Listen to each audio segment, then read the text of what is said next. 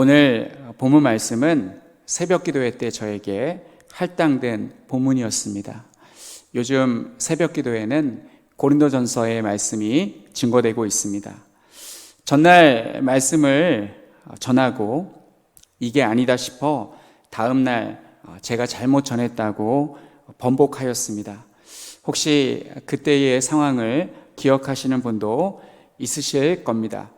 어떤 내용이었냐면 본문의 말씀을 가지고 12절에 이 금은 보석, 나무 풀 집 이것을 가지고 상급사상을 이야기하는 것은 아닌 것 같다는 취지로 달리 말씀을 전했었습니다.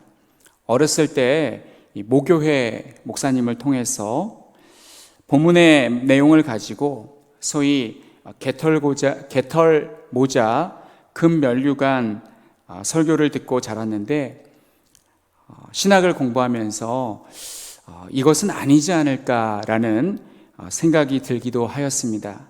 이 개털모자, 금면류관이란 무엇이냐면 개털모자는 천국 가서 누가 쓰냐면 교회 봉사도 많이 못하고 헌금도 많이 드리지 못한 사람들이 쓰는 초라한 면류관이고, 금면류관은 교회에서 드리는 예배에 열심히 참석하고 많은 봉사를 하고 헌금을 열심히 드린 헛되이 살지 않은 성도가 받는다는 것이었습니다.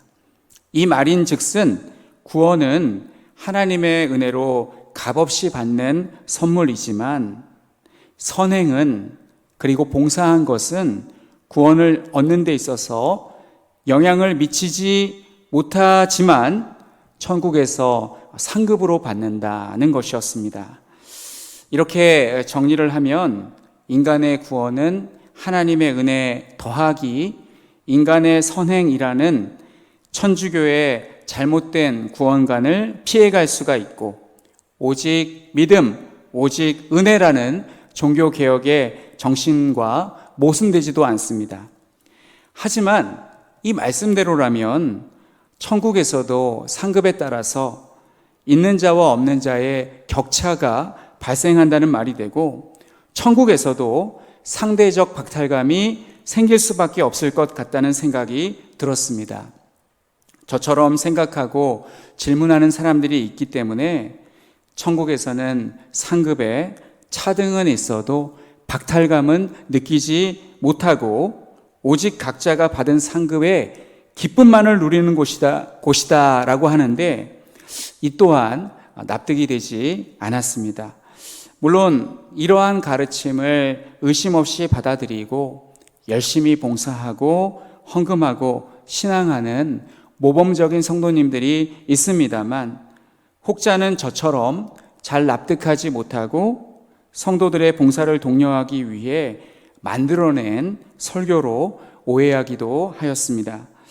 이에 대한 반등으로 요즘에는 구원은 하나님의 은혜로 받고, 그리고 인간의 선행으로서 최종적으로 완성이 된다라는 주장을 제기하기도 합니다만, 이러한 가르침은 천주교식 구원관에서 벗어나고자 애썼던 종교개혁자들의 가르침을 무위로 돌리는 무익한 주장입니다.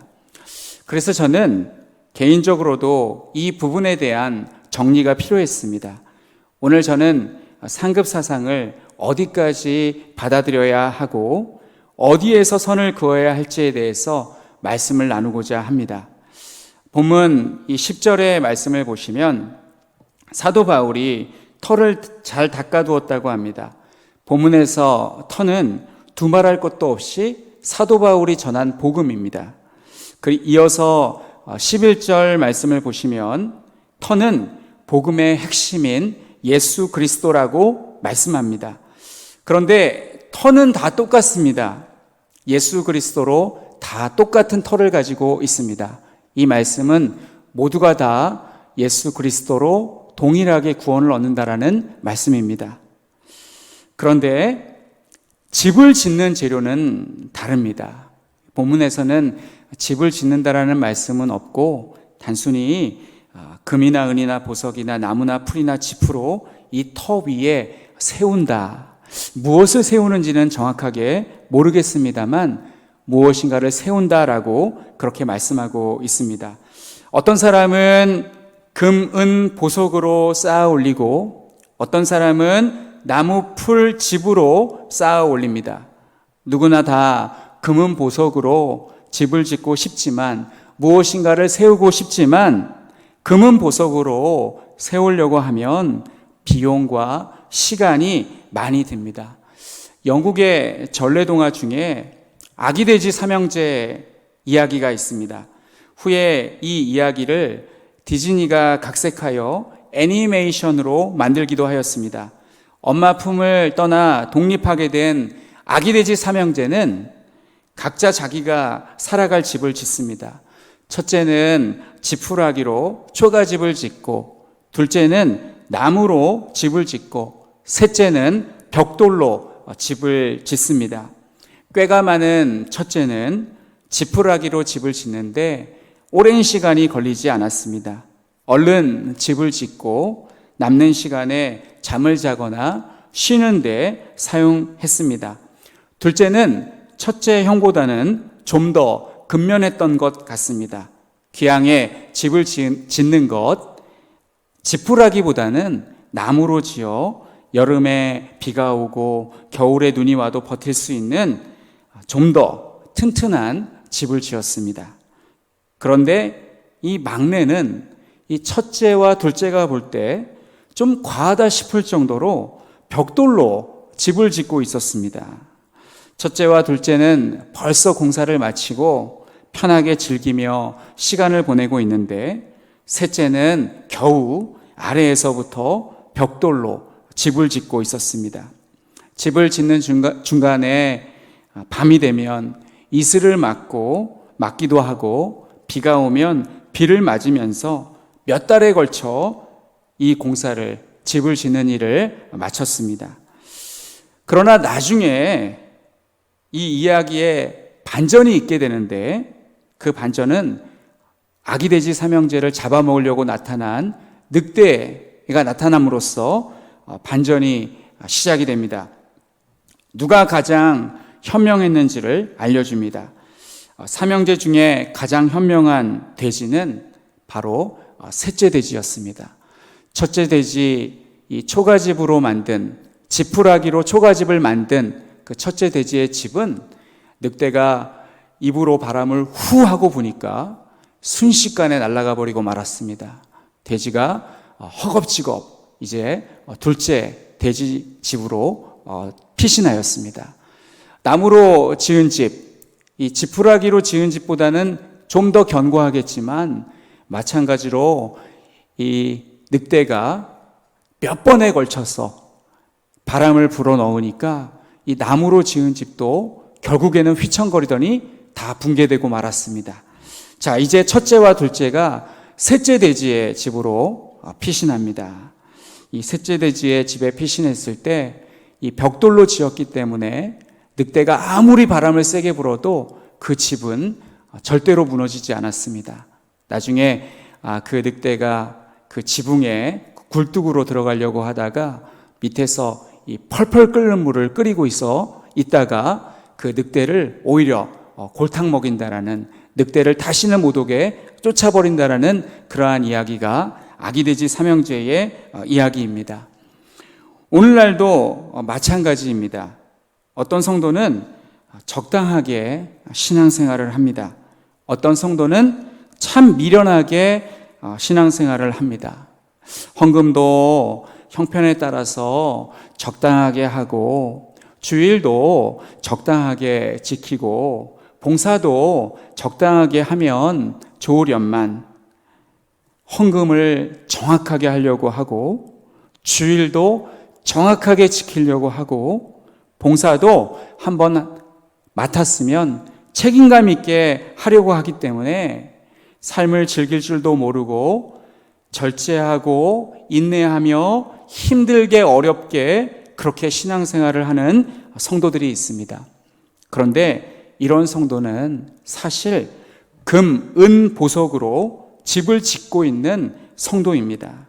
나중에 하나님께서 평가하실 때 지어놓은 집을 보시고 평가하시겠다라고 오늘 본문에 기록되어 있지 않습니다. 마치 건축학과 학생들이 가재물로 설계 도면을 그리고 우드락과 스티로폼으로 가상의 집을 지어 가재물로 제출합니다. 완성한 그 가재물에 따라서 어떤 학생은 A 학점을 받기도 하고 어떤 학생은 C 학점을 받기도 합니다. 마찬가지로 하나님께서 어떤 성도는 금은 보석으로 지었으니 큰 상급, 어떤 성도는 나무, 풀, 지푸라기로 지었으니 작은 상급이라고 말씀하시지 않고 나중에 불로써 심판할 때가 있다고 말씀하고 있습니다. 금은 보석은 불에 타기야 하겠지만 재료 자체가 불연소성을 가지고 있기 때문에 불에 의해 그을 수는 있지만 쉽게 재가 되지는 않습니다. 반면 나무, 풀, 지푸라기는 너무 잘 타는 그야말로 불쏘시개와 같은 재료이기 때문에 한번 불이 나면 순식간에 잿더미로 변하게 됩니다. 불시험은 어떤 것일까요? 아기돼지 삼형제 이야기에 나오는 늑대처럼 인생의 불청객인 불의의 사고, 시련, 환난이 찾아오는 것을 의미하는 것일까요? 그렇게 의미를 부여할 수도 있겠지만 본문은 하나님의 심판을 가리킵니다. 우리가 인생을 마치고 하나님 앞에 서면 우리의 행위에 따라서 하나님께 심판을 받습니다. 이 불신자가 하나님께 받는 심판과는 조금 성격이 다른 심판입니다. 불신자는 반석이신 예수 그리스도 위에 그 터 위에 집을 지은 것이 아니라 자아라는 모래 위에 집을 지은 것이기 때문에 그가 쌓은 공적은 아무 의미가 없습니다. 불신자는 모래 위에 집을 지은 어리석은 건축자일 뿐입니다. 그래서 오늘 본문의 말씀과는 상관이 없습니다. 본문의 말씀은 오직 우리들 성도들에게만 해당되는 말씀입니다. 따라서 성도는 예수 그리스도라는 동일한 터 위에 신앙이라는 집을 짓기 때문에 잘 지었든 못 지었든 결과물이 있을 수밖에 없습니다. 그리고 하나님은 최후의 심판 때 그 결과물, 즉 공적이 과연 금은 보석과 같은 신앙으로 견고하게 세운 것인지 나무, 풀, 지푸라기와 같이 날림으로 세운 것인지 시험하실 것입니다. 성도님들에게 최후의 심판이 있다는 것은 진실이기는 한데 불편한 진실일 것입니다. 구원받았으면 됐지. 나중에 구원받은 성도를 심판하시겠다는 것은 또 뭔가 싶을 것입니다. 그래서 오늘날 많은 성도들이 여러 가지 이유를 대면서 이것을 부정하려고 합니다. 천국은 모든 사람이 동등하게 누릴 수 있는 곳이다. 이 땅에서 느꼈던 빈부격차로 인한 박탈감을 천국에서도 느낀다면 그곳을 어떻게 천국이라고 말할 수 있겠는가? 이건 말도 안 되는 소리다. 저도 천국이 그들이 주장하는 것처럼 그리고 우리가 꿈꾸는 것처럼 유토피아였으면 좋겠습니다. 그러나 성경은 여러 군데에서 심판이 있다라고 말씀합니다. 마태복음 16장 27절 말씀에 인자가 아버지의 영광으로 그 천사들과 함께 오리니 그때 각 사람이 행한 대로 갚으리라. 요한계시록 22장 12절 말씀에 보라 내가 속히 오리니 내가 줄 상이 내게 있어 각 사람에게 그가 행한 대로 갚아주리라. 고린도후서 5장 10절 이는 우리가 다 반드시 그리스도의 심판대 앞에 나타나게 되어 각각 선악간에 그 몸으로 행한 것을 따라 받으려 함이라. 마태복음 25장과 누가복음 19장의 말씀을 보아도 이 달란트 비유와 열무나 비유에서 5달란트를 더 받고 10고울을 더 차지한다는 말씀이 기록되어 있지 않습니까? 오늘날 우리는 자본주의 시장 경제 체제에 살아가고 있습니다. 그러다 보니 여러 가지 사회 문제가 있습니다. 빈부격차가 심각하고 양극화 현상이 있고 또 소득이 불평등하게 분배되는 등 이로 인한 국민들이 상대적 박탈감 내지는 풍요 속의 빈곤에 시달리고 있습니다. 그러다 보니 이상적인 사회는 이러한 사회 문제가 없는 사회라는 생각을 가지고 있습니다. 경쟁을 부추기는 이 세상에서 치열하게 살다가 천국에 갔더니 그것도 행위에 따라 상을 달리 주신다는 말씀을 듣게 되면 마음을 닫아버리거나 등을 돌리기가 쉽습니다. 그렇기 때문에 오늘날 성도들은 사회 정의를 부르짖고 평등을 강조하는 설교를 듣는 것을 좋아합니다. 저는 이런 류의 설교가 잘못되었거나 폄훼하려고 이런 말씀을 드리는 게 아닙니다. 이런 류의 설교는 실력이 있어야 할 수 있지 아무나 할 수 없는 수준 높은 그러한 말씀입니다. 그런데 어떡합니까? 가장 좋은 설교는 오늘날 사람들이 정의라고 생각하는 내용이 아니라 성경이 말씀하고 있는 바를 가장 잘 드러내는 설교가 가장 좋은 설교이지 않습니까?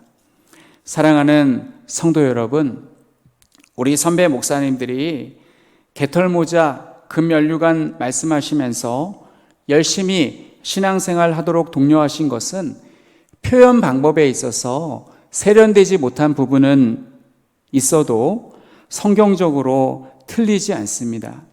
이 땅에서 올바른 신앙을 가지고 육신의 정욕을 절제하고 성실하게 믿음을 지킨 사람은 훗날 하나님의 심판대 앞에서 그 공적을 불로써 심판하실 때 하나도 타지 않고 남아있을 것입니다.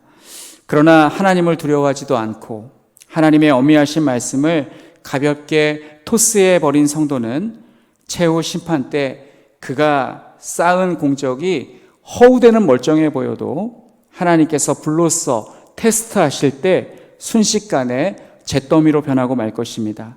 따라서 우리는 열심히 그리고 부지런히 금은 보석으로 신앙의 공적을 쌓아야 합니다. 신앙의 공적인 선행은 구원받은 성도가 힘써 지켜야 할 덕목입니다. 웨스터민스터 신앙 고백서를 보시면 하나님은 성도의 선행을 귀하게 보시며 하나님의 기준에 미치지 못하더라도 하나님께서 후하게 칭찬해 주시고 상급을 주신다는 내용이 있습니다. 제 16장 6조를 제가 읽어드리겠습니다. 그럼에도 신자 자신이 그리스도를 통해 용납되는 것처럼 그럼에도 신자 자신이 그리스도를 통해 용납되는 것처럼 신자의 선행 또한 그리스도 안에서 용납된다. 이때 신자의 선행이 이 생에서 하나님 보시기에 전혀 흠 잡을 만한 것이 없고 나무랄 데가 없다는 듯이 용납되는 것은 아니다. 하나님께서 성자 안에서 우리의 선행을 보시기에 비록 우리의 선행이 많은 연약성과 불완전성을 동반하고 있을지라도 이를 순수한 것으로 용납하고 상 주시기를 기뻐하시는 것이다.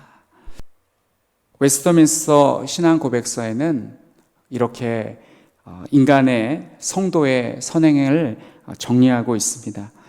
그럼에도 불구하고 오늘날 많은 성도들이 신앙은 자유를 최대한 많이 누리는 것이라고 생각하여 상 받기를 노력하는 선행을 부담스럽게 받아들이고 자기 소견에 옳은 대로 자유롭게 신앙하고 있습니다. 이것은 우리가 성경을 잘 몰라서 생기는 문제입니다. 사랑하는 성도 여러분, 하나님의 말씀을 잘 깨달으시고 하나님의 말씀대로 살아가실 수 있기를 바랍니다. 마지막으로 15절 말씀을 결론으로 말씀을 맺겠습니다. 누구든지 그 공적이 불타면 해를 받으리니 그러나 자신은 구원을 받되 불 가운데서 받은 것 같으리라 고 말씀합니다. 공적이 불타는 최후의 심판이 있더라도 성도는 모두 한 사람도 빠짐없이 구원을 받을 것입니다. 왜냐하면 성도는 예수 그리스도 터 위에 공적을 쌓아 올렸기 때문입니다. 다 불타 없어지더라도 터는 남아있듯이 모두가 다 구원을 받을 것입니다. 그러나 공적이 하나도 남지 않고 전부 불타 없어져 버린다면 너무나 부끄러울 것입니다. 마치 목욕탕에 불이 나서 간신히 타올만 걸치고 나온 사람처럼, 벌거벗은 몸으로 나온 사람처럼 부끄러울 것입니다. 반대로 불이 났지만 금은 보석으로 지었기 때문에 공적이 그대로 남아있는 사람은 얼마나 자랑스럽겠습니까? 내가 만든 건축물이 불에 타 없어지지 않고 유지되고 남아있다면 마음이 굉장히 뿌듯할 것 같습니다. 우리 성도님들의 신앙생활이 이와 같기를 바랍니다. 불 가운데 자기 몸만 간신히 건진 신앙생활이 아니라 나무 집 지푸라기로 지어서 다 타고 없어져 버린 것이 아니라 나의 수고한 모든 것이 그대로 남아 있어서 금과 은과 보석으로 지었기에 불타 없어지지 않고 그대로 남아 있어서 하나님께 인정받고 길이 빛나는 상급으로 받으시는 우리 모든 성도님들 되시기를 간절히 축원합니다. 아멘.